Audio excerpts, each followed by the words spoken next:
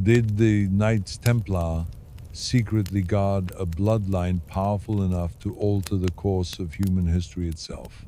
What if their rise wasn't just a quest for wealth, faith, or holy purpose, but the execution of an ancient design, one stretching back long before the birth of Christianity, perhaps even before recorded civilization itself? Hidden beneath the dust of history, buried under centuries of silence, lies a story whispered through secret manuscripts and forbidden archives, a story of a lineage that may have shaped dynasties, kingdoms, and even the direction of global power. But before we race into the mystery, let's take a step back. The Knights Templar, often remembered as the crusading monks in white mantles marked with a red cross, were far more than religious warriors. They were guardians, perhaps even chosen custodians of something deeper, something that might have rewritten everything we thought we knew about faith, power, and humanity itself. The tale begins in the early 12th century in the heart of the Holy Land. A small brotherhood of French knights, led by Hugues de Payens, vowed to protect pilgrims journeying to sacred sites in Jerusalem. At first glance, it seemed an act of pure devotion, humble soldiers serving Christendom in a dangerous land. But history often hides its truest motives beneath a veil of nobility. For within a few decades, this small band of warriors had transformed into one of the most powerful organizations the medieval world had ever seen. They became the bankers of Europe, trusted by kings and popes alike. Their network stretched from the deserts of Jerusalem to the castles of France and the cathedrals of England. They built fortresses, managed treasure, and controlled trade routes vital to both commerce and war. Their symbol, the Red Cross, became more than a religious emblem. It was a mark of influence, stamped across kingdoms and generations. But what truly set the Templars apart wasn't just their military might or wealth, it was knowledge. Centuries ahead of their time, they developed one of the earliest banking systems in Europe, allowing nobles to deposit and withdraw wealth across continents. In an age of chaos and crusades, this made them indispensable. Even monarchs found themselves indebted to the order. King Philip IV of France, for instance, owed the Templars so much gold that his throne practically rested upon their vaults. But this alliance of faith and finance had a darker side. Some historians suggest the Templars weren't simply loyal servants of the Church, they were partners. The Vatican granted them privileges no other organization enjoyed: tax exemptions, papal protection, and autonomy across borders, effectively making them a state within a state. Could this unprecedented power have come from a divine blessing or from something far more secret? By the early 1300s, fear had replaced reverence. King Philip, desperate and indebted, turned against them. In 1307, on a chilling Friday, the 13th, a date that still echoes with superstition, he ordered the arrest of every Templar in France. The leaders were tortured, accused of heresy, and executed. The once mighty order seemed to vanish overnight. But did they truly vanish? Or did they merely retreat into the shadows, transforming into secret societies, blending into royal bloodlines, and continuing their ancient mission unseen? Some accounts point to Scotland, the land untouched by papal authority at the time. There, it said, the surviving Templars sought refuge, allying with noble families and passing down their hidden legacy through generations. Others believe their knowledge, relics, manuscripts, and sacred artifacts was scattered across Europe, encoded in symbols that still decorate cathedrals, castles, and even modern currency. Among the most provocative theories is that the Templars were not merely guarding treasure, they were protecting a bloodline, a lineage possibly linked to the ancient kings of Israel, or even to the so-called Holy Grail itself. Not a cup, but a family. Some esoteric scholars claim that this bloodline represented a living continuation of sacred wisdom, A merging of divine and royal power meant to guide humanity's evolution. Could it be that the Templars' meteoric rise, their access to sudden wealth, influence, and protection was no coincidence? That it was orchestrated to safeguard this ancient lineage from extinction? The Templars' real treasure, it seems, may not have been gold or relics, but knowledge. They gathered sacred texts, scrolls, and artifacts during their excavations beneath the Temple Mount in Jerusalem, a site believed to house the remnants of King Solomon's temple. According to some researchers, what they uncovered there changed everything. Perhaps ancient documents describing forbidden sciences, mystical traditions, or genealogies that challenged the official version of history. Whatever they found, it gave them a kind of power. No sword could offer the power of truth, of knowledge kept hidden. Though centuries have passed, the name of the Templars refuses to fade. From secret societies, like the Freemasons, to whispers of influence in modern banking and politics, their legacy seems to echo through the corridors of power even today. Was their story one of devotion or deception? Were they protectors of Christ or guardians of something that even the church feared? One thing is certain, the Templars were not erased. They were absorbed, transformed, and reborn into something that still shapes our world, quietly steering history from behind the curtain. So before we venture deeper into this web of secrets, take a breath, because what comes next might change how you see not just the Templars, but the very foundations of Western civilization itself. But what if the Crusades were never just about reclaiming the Holy Land? What if beneath the banners of faith and conquest, a far older mission was being carried out, something personal, hidden deep within the sacred stones of Jerusalem itself? As we peel back the layers of time, one truth begins to shimmer through the dust of centuries. The Knights Templar were not merely soldiers of God or bankers of kings.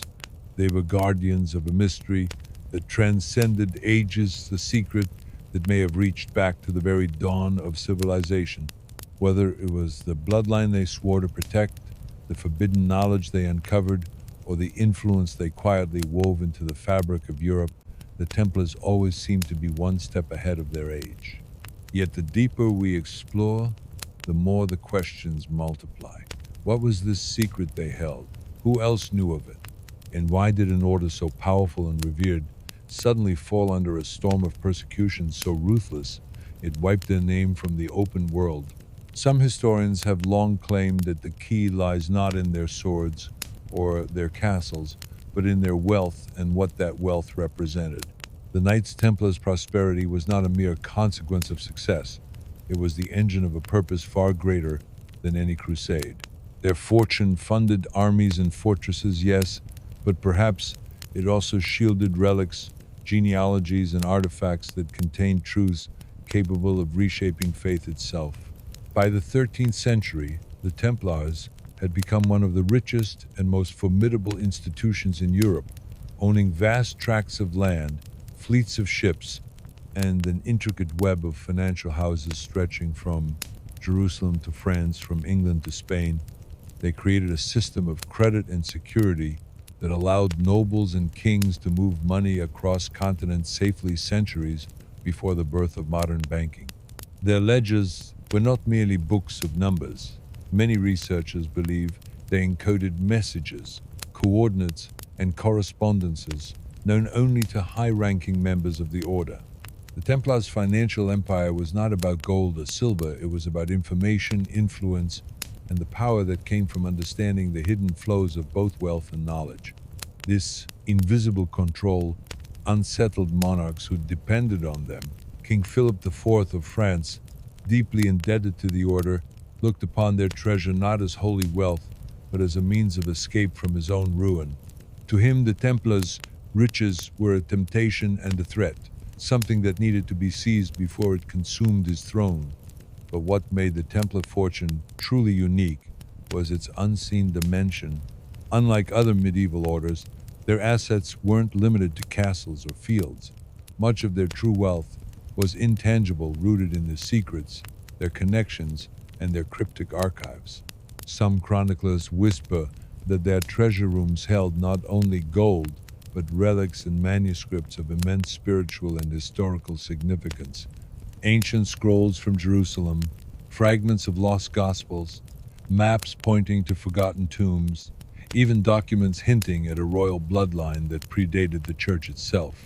Among these relics, none has captured the imagination more than the legendary Holy Grail. For centuries, poets and mystics have spoken of the Grail as a sacred chalice, the vessel that caught the blood of Christ. Yet to many scholars of the esoteric, the Grail was never a cup at all, it was a symbol, a code for a living bloodline, a sacred family whose existence bridged the divine and the mortal. If the Templars possessed such knowledge, their mission may not have been to find the Grail, but to protect it, to ensure the survival of a lineage said to carry the essence of heaven itself. In that sense, their treasure was life itself, the continuity of a sacred heritage. Evidence of this dual purpose is said to be hidden even in their insignia. The famous Templar seal, depicting two knights riding a single horse, has often been interpreted as a symbol of humility and brotherhood, but to others, it represents the dual nature of their mission, the outer order of pious warriors, and the inner order of initiates guarding a truth too dangerous for the world to know.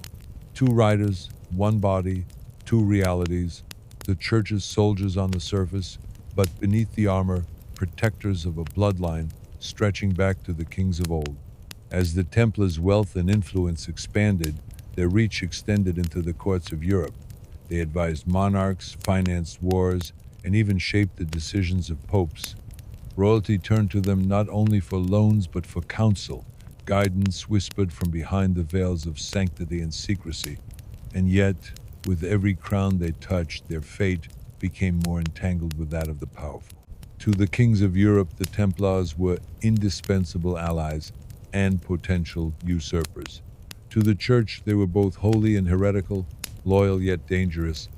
When their downfall finally came, it was as swift as it was merciless. Their vaults were emptied, their leaders burned, and their order condemned. Officially, it was a purge born of greed and politics. But perhaps it was also an act of silence, a desperate attempt to bury something far more explosive than treasure. For even as the fires consumed the Templars' Grand Master, whispers persisted that their greatest secret had already been spirited away, hidden within bloodlines and relics scattered across Europe. Could this secret have been the preservation of an ancient royal family, a lineage that predated Christianity itself? To trace the roots of this possibility, we must journey beyond the Crusades, deep into the myths of the ancient world. Long before the Templars, legends spoke of divine kings, rulers, descended from the heavens, bearers of wisdom said to be gifted by the gods. Among them were the ancient Hebrews, whose royal line, from King David to Solomon, was believed to carry a divine covenant, a sacred right to rule. Across cultures, this same idea reappears. The pharaohs of Egypt claimed the blood of Ra, the Sumerian kings of Ur spoke of descent from the stars, and the European monarchies would later weave these myths into their own ancestry. The Templars, if these theories hold truth, were chosen custodians of this inheritance. Their task was to protect a bloodline that embodied the union of the divine and the mortal, a bridge between heaven and earth. Some modern researchers link this guardianship to the mysterious Merovingians, the earliest kings of France. According to legend, the Merovingians descended from the blood of the biblical house of David, their veins carrying the spark of a celestial covenant. The Templars, formed in the same lands, once ruled by Merovingian heirs, may have been founded not merely as crusaders, but as the secret continuation of this royal mission. The Merovingian theory has long stirred controversy, dismissed by some as myth, defended by others as the missing key to understanding the true nature of medieval power. If the Merovingians truly traced their ancestry to the ancient patriarchs, then the Templars' role becomes far clearer. They were not only warriors of faith, they were the sentinels of legacy, protectors of a sacred bloodline whose survival could challenge the entire foundation of the Church's authority. And so, when the Templars fell, perhaps it was not the end, but a transformation. Their treasures disappeared, their symbols scattered, but their purpose endured, hidden within dynasties and secret brotherhoods that would rise in the centuries to come. The question that lingers is this: what were they really protecting? A relic? A scripture? Or a living lineage carrying the spark of divinity itself? Whatever the truth, the Templars' story reminds us that history is rarely what it seems, and that somewhere, behind the veil of time, their secret may still be watching us. Some historians believe that the Knights Templar were never simply warriors or bankers, but custodians of a secret capable of altering the destiny of humankind. This secret, they suggest, was bound to the preservation of an ancient bloodline, a family whose true power was not political but spiritual, carrying within it the spark of something divine. If the Templars were chosen to protect that lineage, secrecy would have been essential. Their survival depended on silence. Every symbol, every ritual, every vault of hidden treasure may have been part of a grander design to safeguard that bloodline from the eyes of kings, popes, and empires. Their immense wealth and influence, often seen as greed, could instead have been a mask, a complex network built not for profit but for protection, funding the guardianship of a legacy that transcended faith and time itself. According to some researchers, the Templars formed only one branch of a much older brotherhood, a secret network stretching back through the ages, custodians who had existed since the dawn of civilization, preserving fragments of divine heritage from Egypt to Rome, from Jerusalem to the cathedrals of medieval Europe. The Templars, in this view, were merely the latest inheritors of an ancient oath. The Egyptians guarded the blood of the gods, the Hebrews, the covenant of David, the early Christians, the promise of a Savior's descent. Through each era, the same hidden thread endured, a sacred lineage that linked heaven and earth. Such an idea reframes everything we think we know about the Templars. Their rise, their astonishing wealth, even their persecution cease to look random. Instead, they form chapters in a single secret narrative, one that might never be fully uncovered. Were they defending golden relics, or something far greater, a living bloodline that held the key to understanding the true nature of power itself? If that is so, then the wars, betrayals, and trials that destroyed them may have been part of a darker effort to bury the very truth they were sworn to protect. To explore that possibility, we must look beyond the visible symbols of the Order and trace their connection to one of the most mysterious artifacts ever described, the Ark of the Covenant. Mentioned in the Hebrew Scriptures as a gold-plated chest containing the Ten Commandments, the Ark has long been regarded as a vessel of divine energy, capable of bringing victory or destruction. But what if its significance was even deeper, less a physical object and more a conduit of ancient knowledge, a manifestation of the same power the Templars sought to preserve? Legends abound that during their years in Jerusalem, the Templars may have uncovered the Ark, or at least rediscovered where it had once rested. When the Crusaders seized the city, the Templars were granted quarters on the Temple Mount itself, the very ground where Solomon's temple had stood. Beneath those stones lay tunnels and chambers untouched for millennia. Historical fragments hint that the knights carried out extensive excavations there, searching for relics, maps, or scriptures. What they found has never been revealed, but soon after those years beneath the temple, their order's rise was meteoric, too sudden, some say, to be coincidence. If the Templars did indeed unearth the Ark or something related to it, the discovery would explain the aura of power that surrounded them. The Ark was said to confer divine authority, granting legitimacy to rulers and nations. Whoever possessed it could claim the right to govern by the will of God. Such a force, in the wrong hands, would threaten every throne in Christendom. Perhaps this is why secrecy became the Templars' shield. Perhaps their downfall was orchestrated, not out of greed but out of fear that the knights had touched a truth the Church itself could not control, Over the centuries, theories have multiplied about what happened next. Some claim the Templars spirited the Ark out of the Holy Land, hiding it in one of their strongholds, Montségur in France, Rosslyn Chapel in Scotland, or even beneath the catacombs of Paris. Others argue that the Ark was never an artifact at all, but a code, an ancient term for sacred wisdom or the living covenant carried in human blood. In this interpretation, the Ark symbolizes the same divine lineage the Templars vowed to defend.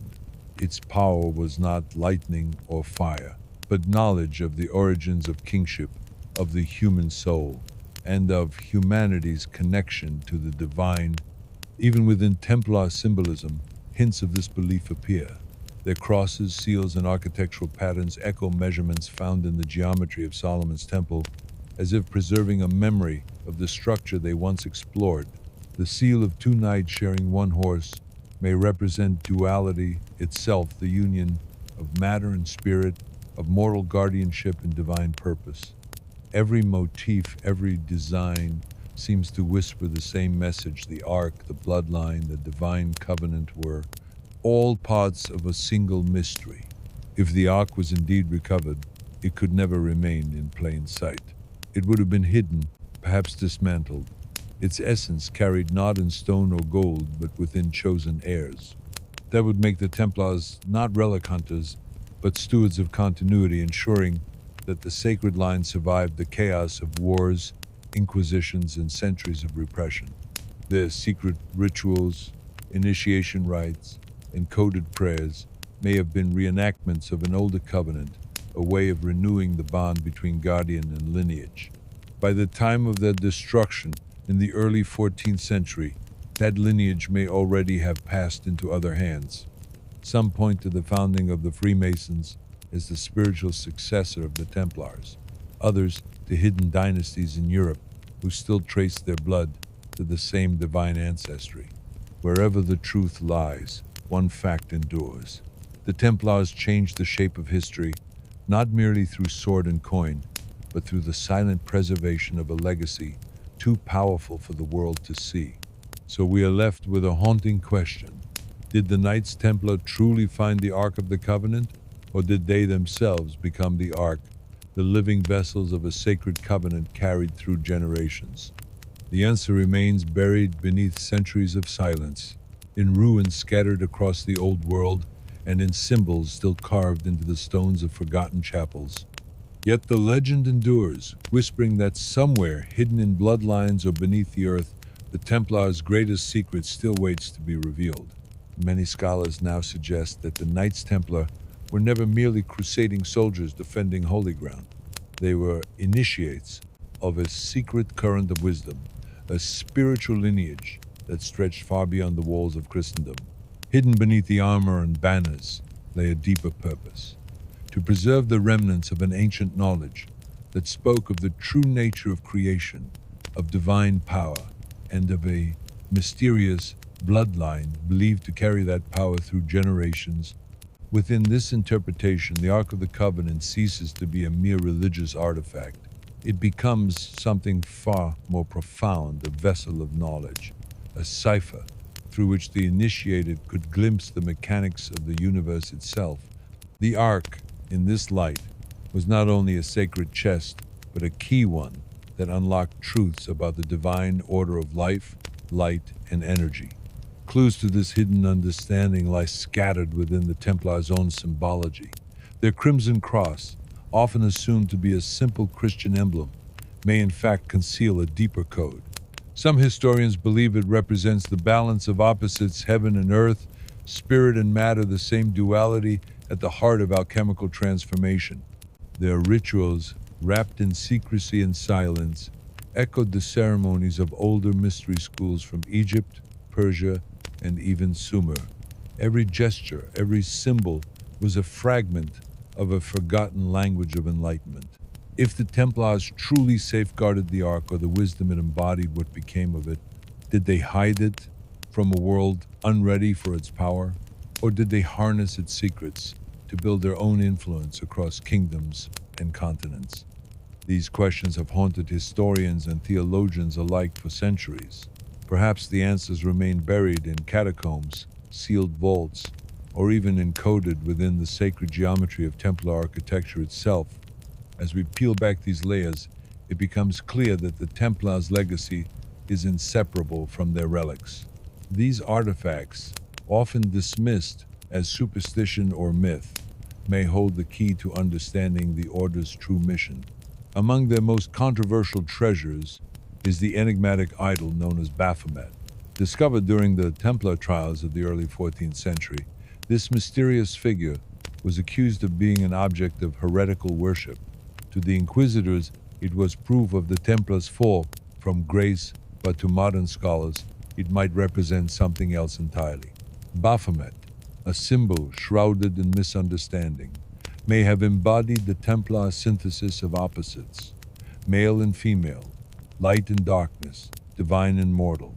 Far from being demonic, it could have been an emblem of perfect balance, the alchemical union that the Templars believed granted access to divine wisdom. In that sense, Baphomet was not an idol of worship, but a symbol of initiation, pointing to an ancient truth hidden beneath centuries of dogma. The same mystery extends to the Shroud of Turin, the sacred cloth said to bear the image of Christ himself. Few realize how closely this relic may be tied to the Templars. During their years in Jerusalem, the Knights were known to have safeguarded numerous holy objects connected to the life and death of Jesus. Some researchers argue that the shroud, or a relic much like it, was brought to Europe by the Templars themselves. If true, this would transform the shroud from a mere artifact of faith into a physical link to the divine bloodline. The order was sworn to protect the living connection between heaven and humanity. But the Templars' treasure trove extended beyond Christian relics. Whispers persist that their archives contained artifacts from far older civilizations, objects rescued from the ruins of Egypt, Babylon, and perhaps even the fabled city of Atlantis. Whether myth or history, such claims suggest the Templars were not merely warriors, but explorers of ancient knowledge, inheritors of a wisdom tradition that reached back to the dawn of recorded time. These relics, whether sacred or esoteric, were more than symbols. They were instruments of learning, conduits of power, and pieces of a vast cosmic puzzle. Together, they may have outlined a vision of the universe radically different from that taught by the medieval church. A universe in which divine power flowed through bloodlines, symbols, and sacred geometry, linking humankind to the gods themselves. Yet as their influence grew, so too did the threat they posed to the established order.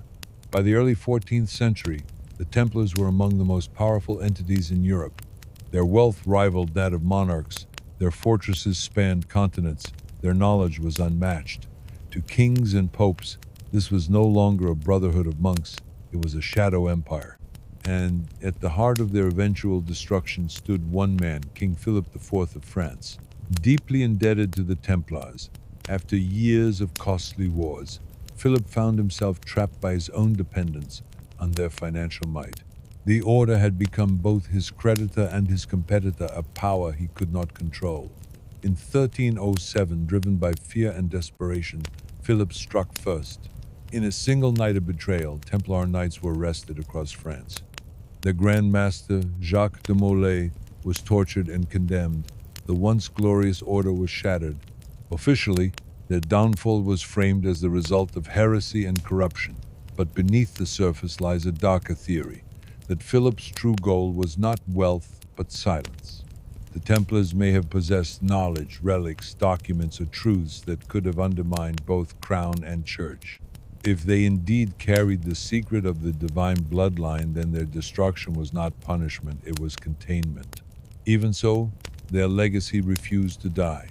Their symbols resurfaced centuries later in the emblems of Freemasonry, Rosicrucianism, and secret societies that claimed descent from the Templar spirit. Perhaps the knowledge they guarded survived as well, scattered, hidden, waiting to be rediscovered. For in the end, the Templars' greatest treasure may not have been gold or relics, but an idea that within the human soul lies the same spark of divinity the ancients once called the blood of the gods, a power too sacred to be owned and too dangerous to be forgotten. There are those who believe that the mission of modern secret societies goes far beyond the mere preservation of the Templar bloodline. Some argue that these groups are actively working to uncover the hidden knowledge the Templars protected ancient wisdom that has been lost to the ages. This knowledge, whether it concerns divine right, the nature of power, or the secrets of the universe, could hold the key to unlocking humanity's true potential. In this view, the Templars' purpose was not only to guard a bloodline, but to safeguard wisdom capable of revealing a deeper understanding of the world and our place within it. But why, after all these centuries, has this knowledge remained hidden? Why do modern secret societies still operate in the shadows, preserving secrets and keeping the wider world in the dark? Perhaps the power contained within the Templar bloodline, or the wisdom they protected, is too dangerous to be revealed. Or maybe the descendants of the Templars, now scattered across the globe, continue to quietly influence events, protecting the legacy of their ancient ancestors. In this light, the birth of modern secret societies may be seen not merely as a preservation of tradition, but as a continuation of the Templars' mission to safeguard a bloodline and a legacy that stretches to the very foundations of civilization. Whether or not we will ever fully uncover the truth about the Templars, their influence continues to echo through history, shaping the world in ways largely unseen. As the Knights Templar faced their dramatic fall in the early 14th century, their secrets were not completely erased. While their public presence vanished, many believe their influence endured in the shadows, quietly weaving through the tapestry of European history. From the grand castles of France to the remote reaches of Scotland, the Templars left behind whispers, clues, and hidden networks. Were they truly defeated, or did they simply adapt, fleeing to secluded parts of Europe to continue their work?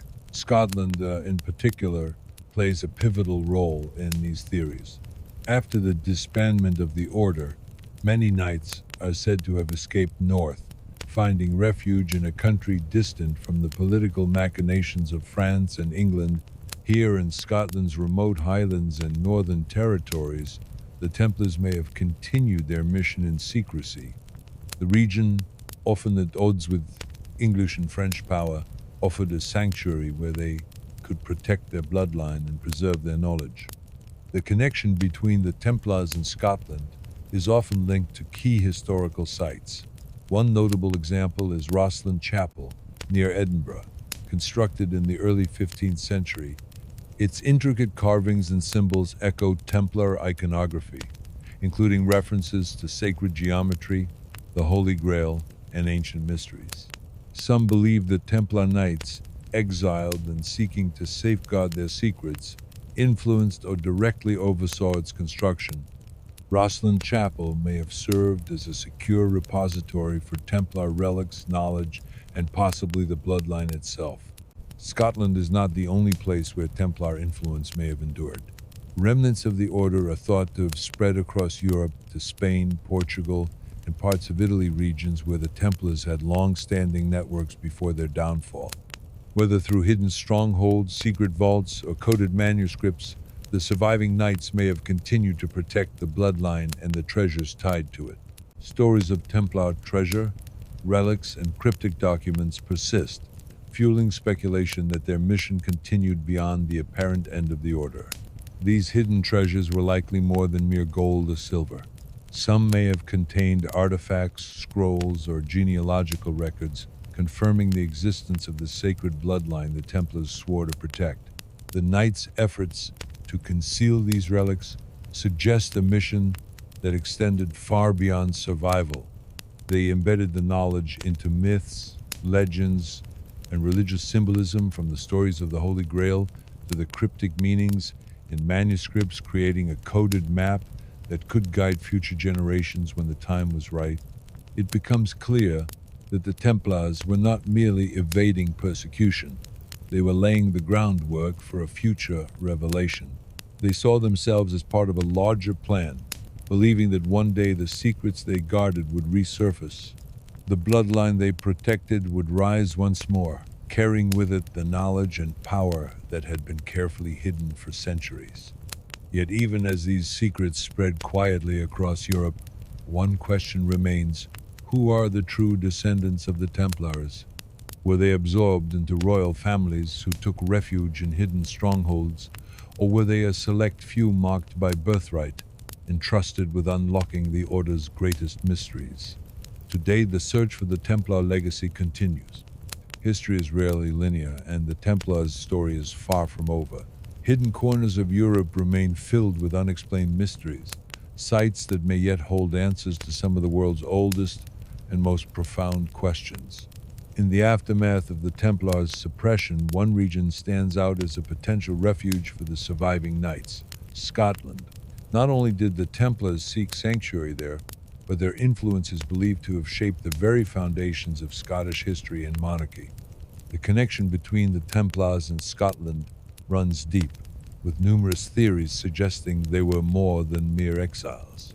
Some propose that they actively participated in shaping Scotland's royal bloodline and its future. Scotland in the early 14th century occupied a unique position. While much of Europe was embroiled in political turmoil and war, it remained a relatively autonomous kingdom. Its royal family, struggling to maintain independence from England, provided a haven for those fleeing persecution. In the rugged highlands and lowlands, many believe the Templars found a second life. One of the most famous points of connection is the Battle of Bannockburn in 1314, a turning point in Scotland's struggle for independence. Some researchers argue that Templars, acting as protectors of the Scottish monarchy, played a crucial role in the battle's success, offering military support and strategic guidance to secure the kingdom's independence while preserving their place within Scotland. Additionally, claims abound that the Templars influenced the establishment of the Scottish Rite of Freemasonry. With their elaborate rituals, symbols, and secret knowledge, the Freemasons are often seen as the modern heirs of the Templar legacy. If Templars indeed fled to Scotland, they may have embedded their ancient traditions within the Scottish Rite, ensuring that their secrets would be passed down through generations. Rosslyn Chapel, just outside Edinburgh, is another key piece of this puzzle. Built in the 15th century, it is famously tied to both the Templars and the Freemasons. The chapel's intricate carvings, biblical, alchemical, and geometric, suggest it may have been more than a place of worship. Some researchers argue that Rosslyn Chapel was constructed to preserve Templar knowledge and relics, its symbolism serving as a coded message for those able to decipher it. The Apprentice Pillar, for instance, is said to represent the Templars' journey from secrecy to enlightenment, encoding the hidden knowledge they carried into exile. The Templars' influence in Scotland extends beyond Rosslyn Chapel and Bannockburn. Legends suggest they were instrumental in establishing the Stuart dynasty, which ruled Scotland from the 14th to the 17th centuries. Some theories claim the Stuarts descended from a secret union between a Templar knight and a Scottish royal, creating a bloodline that served as the rightful heirs to both the Templar legacy and the Scottish throne. Templar symbols such as the double-headed eagle appear in Stuart royal iconography, hinting at this deep connection. Whether or not the Templars directly influenced the Stuarts, their legacy is undeniably woven into Scottish history. Their involvement in battles, secret societies, and royal bloodlines positioned Scotland as a bastion for the Templars, a place where their secrets were protected, their bloodline preserved, and their influence quietly sustained. But the story may reach even further. Some believe that the sacred bloodline the Templars protected was not merely Scottish royalty, but the Merovingian dynasty, a mysterious line of ancient French kings whose origins are shrouded in mystery. Some scholars suggest that the Merovingians were descended from the early kings of France and possibly even the biblical kings of Israel. If true, the Templars were guarding a royal family with divine rights to rule, a bloodline whose true significance stretched far beyond France or Scotland. The Merovingians, often depicted as enigmatic rulers, were said to carry divine right and perhaps even supernatural knowledge. Their royal bloodline may have contained ancient wisdom linking them to the kings of Israel, and the Templars, with their vast resources and global network, were uniquely positioned to protect them. In this view, the Templars were not simply soldiers of Christ, but the guardians of a sacred dynasty, ensuring that its secrets and its bloodline survived centuries of upheaval and persecution. The Merovingians, therefore, were not merely a royal family, but a secret dynasty, whose true identity and legacy remained hidden for generations. And the Templars, in Scotland and beyond, acted as the silent protectors of this ancient sacred line. The Templars were custodians of ancient wisdom, guarding the secrets of a divine lineage that could alter the course of history. Some theories suggest that the Merovingians, a mysterious royal line, continued to rule in secret long after their public reign ended. Their bloodline, hidden but unbroken, is believed by some to have quietly influenced European politics and religion, intertwining with the royal houses of France, Spain, and England. Could the Templars have been the protectors of this secret lineage, ensuring that the Merovingians would one day rise again? One of the most famous proponents of this theory is the book The Holy Blood and the Holy Grail, which posits that the Merovingians were direct descendants of Jesus Christ and Mary Magdalene. According to this controversial view, the Templars were not merely guarding religious relics, they were safeguarding the physical descendants of Christ himself. Their mission, then, was to protect a bloodline whose revelation could change the course of history. Though heavily criticized by historians, the idea that the Templars were guardians of a sacred bloodline has captivated countless researchers and enthusiasts. The Merovingians were more than just a royal family. They were believed to carry divine rights and ancient knowledge linking them to the kings of Israel. The Templars, with their vast network and resources, were uniquely positioned to protect this sacred lineage. Their role extended beyond battlefields and banking. They safeguarded a dynastic legacy that transcended wealth, power, and religion. The Templars' influence on European royalty was not confined to France. Across the continent, monarchs turned to the order for financial support, military aid, and protection. King Philip IV of France, despite his reliance on the Templars, grew wary of their growing power. Some historians argue that Philip's persecution of the order was motivated not only by debt and greed, but by a desire to control the secrets of the bloodline the Templars protected, eliminating potential rivals to his throne. Similar ties existed with the British monarchy.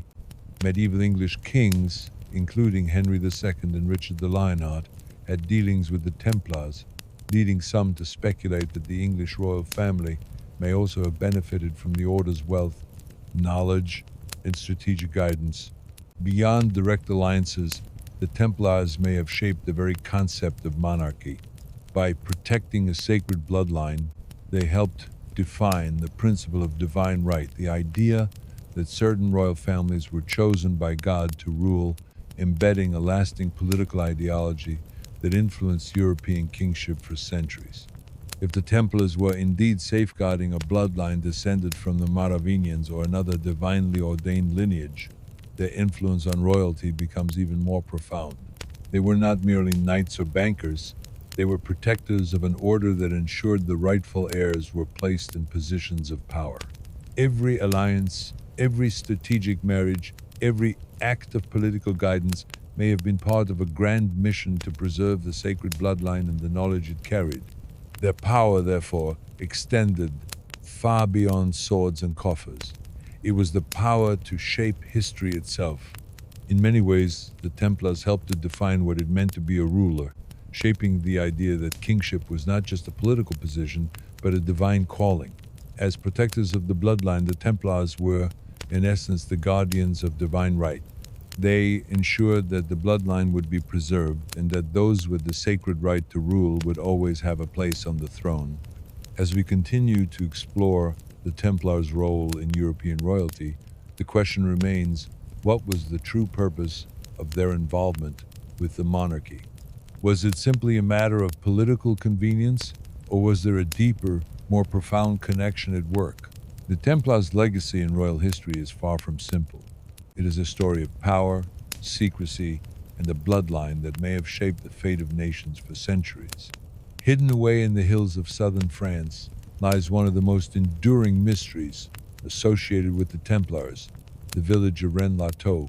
This quaint, picturesque town has become infamous due to tantalizing rumors that have swirled around it for centuries. According to legend, Rennes-le-Château is home to one of the greatest secrets in history, a secret tied directly to the Knights Templar and the bloodline they were sworn to protect. Rennes-le-Château's connection to the Templars is rooted in the mysterious story of a local priest, Bon Saunier. In the late 19th century, Saunier was entrusted with the small parish of Rennes-le-Château, a position that seemed unremarkable at first.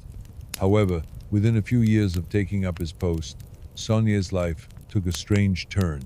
It is said that he suddenly became incredibly wealthy, using vast sums of money to refurbish the village church and surrounding areas. The source of his newfound fortune was unclear, but rumors soon began to circulate that he had uncovered a great secret, something buried beneath the very land he lived on. One of the key elements of this story involves Saunier's restoration of the local church, the Church of St. Mary Magdalene. During his renovation work, Saunier allegedly discovered something hidden in the church, possibly an ancient treasure or a long-lost secret. The most famous of these discoveries was a set of cryptic parchments, which some believed contained clues to a deeper mystery. Saunier is said to have become obsessed with these findings, and his actions after uncovering them only fueled the suspicion that he had stumbled upon something far more profound than just historical relics. Could Saunier have uncovered evidence of a Templar connection to Rennes-le-Château? Some theorists believe that he found something that the Templars had hidden long ago, perhaps even a clue about the sacred bloodline that they had been sworn to protect. According to these theories, Rennes-le-Château was more than just a church. It was the final resting place of secrets that the Templars had kept hidden for centuries. The idea is that just as the Templars were protectors of this bloodline, they may have hidden key pieces of evidence in locations across Europe, with Rennes-le-Château being one of the most significant sites. One of the most compelling pieces of evidence in this theory comes from the symbols that Saunier placed throughout the church during his renovations. Many of these symbols, from the design of the altar to the specific placement of various sculptures and carvings, seem to be connected to the Templars. The church's crypts, for example, contain symbols that have been linked to sacred geometry, a hallmark of Templar symbolism. Furthermore, Saunier's work on the church included a mysterious fresco depicting Mary Magdalene, an important figure in Templar lore. This has led some to believe that the priest was, in fact, attempting to reveal the Templars' secret connection to the bloodline of Christ and Mary Magdalene. The most famous clue in Rennes-le-Château's mystery is the series of parchments Saunier allegedly discovered. These documents, which are thought to contain hidden codes, have been a subject of intense scrutiny. Some researchers believe the parchments contain a genealogical record, perhaps detailing the bloodline that the Templars were sworn to protect. The theory suggests that Saunier uncovered evidence that this bloodline had been secretly preserved in the region for centuries, hidden from the world by the Templars and their descendants. But what happened to these documents?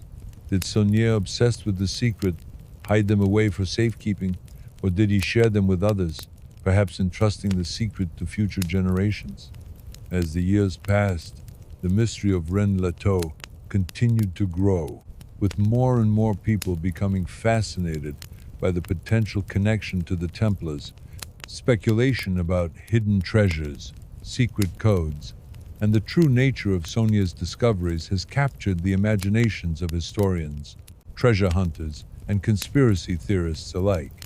The village itself has become a kind of pilgrimage site for those searching for answers, and a wealth of books, documentaries, and theories has emerged in the quest to uncover its secrets. One particularly intriguing aspect of the Rennes-le-Château mystery is the possibility that Saunier's findings were not just related to Templar treasure, but to something far more significant, the revelation of a bloodline that could change the world. If the Templars were in fact protectors of a sacred bloodline, could Saunier have uncovered evidence of its survival? Some believe that the Templars, in their exile and persecution, had passed down this bloodline to future generations, ensuring that it would remain hidden until the right moment. If Saunier had discovered this secret, could he have been preparing to reveal it to the world, or was he, like the Templars before him, bound by an oath to protect it? Whether or not Saunier truly uncovered the Templar secret, the enduring mystery of Rennes-le-Château continues to captivate those searching for hidden truths. The village remains a symbol of the Templars' legacy, an enigma that refuses to be solved, yet holds the promise of a greater revelation. The connection between the Templars, the bloodline they protected, and Rennes-le-Château is still a subject of much debate. However, the very fact that the mystery persists is a testament to the enduring power of the Templars' hidden legacy, a legacy that may still hold secrets capable of altering the course of history. As we continue to peel back the layers of this puzzle, one thing remains certain. The Templars' role in preserving a sacred bloodline is not just a historical curiosity. It's a story that has been hidden for centuries, and the truth may be waiting to be uncovered. Whether or not the secret of Rennes-le-Château is the key, we must keep searching. The mysteries of the Templars are far from over, and what they protect may still lie beneath the surface, hidden in plain sight. As the Templars' physical order was dissolved, their legacy and their secrets did not vanish entirely.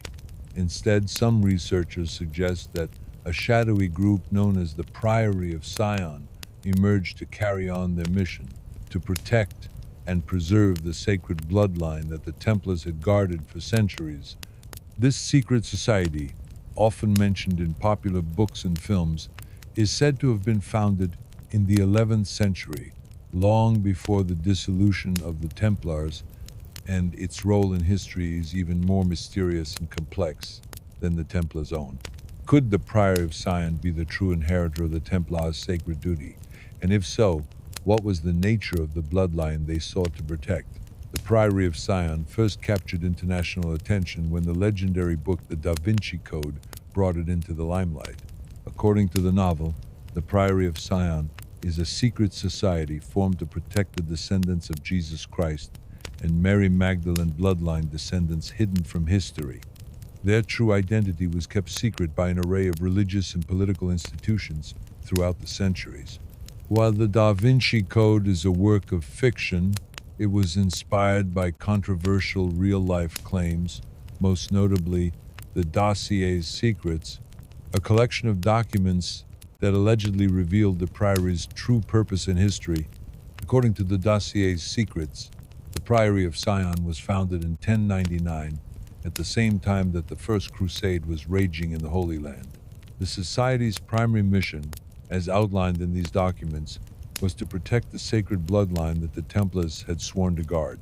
Some versions of the story suggest that this bloodline was none other than the direct descendants of Jesus Christ himself, whose progeny, according to these theories, survived and intermarried with European royal families. If this is true, then the Priory was established not just to safeguard the descendants of Christ, but to preserve their rightful place in the world. The connection between the Priory of Sion and the Templars is rooted in the idea that both organizations shared a common purpose: to protect and preserve the secret bloodline. This theory proposes that the Priory was not an entirely separate organization from the Templars, but rather a continuation of the same mission, albeit one operating in the shadows outside the public eye. If the Templars were the protectors of the Holy Grail, the Priory was seen as its spiritual and genealogical successor, preserving the sacred bloodline that some believed to be tied to Christ's true heirs. The evidence for the Priory's existence is scant, and much of it is wrapped in mystery. The Dossier Secrets, which were released in the 1960 seconds, detail the Priory's supposed history, listing famous figures as members, including Leonardo da Vinci, Isaac Newton, and other influential individuals.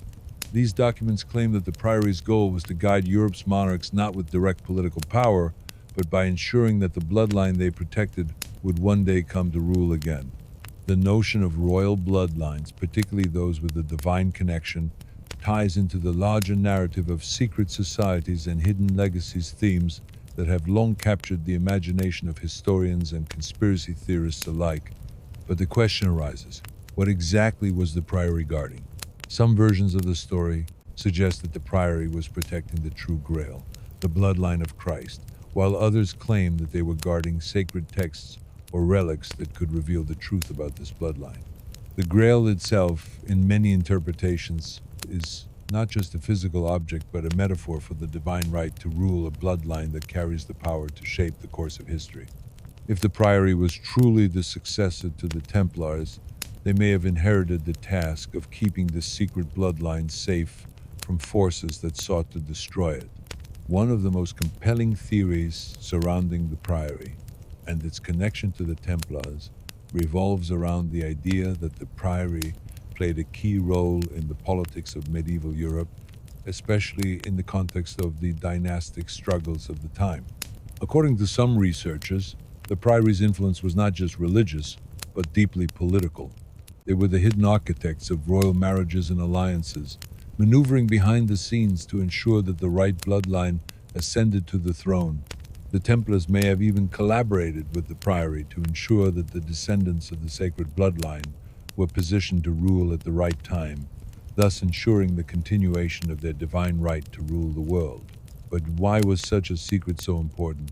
If the bloodline of Christ, or the royal bloodlines that the priory protected, were truly so powerful, why go to such great lengths to keep it hidden? The answer lies in the very nature of divine right and the authority that such a bloodline could wield. The idea that a family could possess a direct connection to divinity itself is one of the most potent sources of power politically, spiritually, and symbolically. For centuries, monarchs and elites have sought to either claim this divine right or destroy those who were believed to possess it.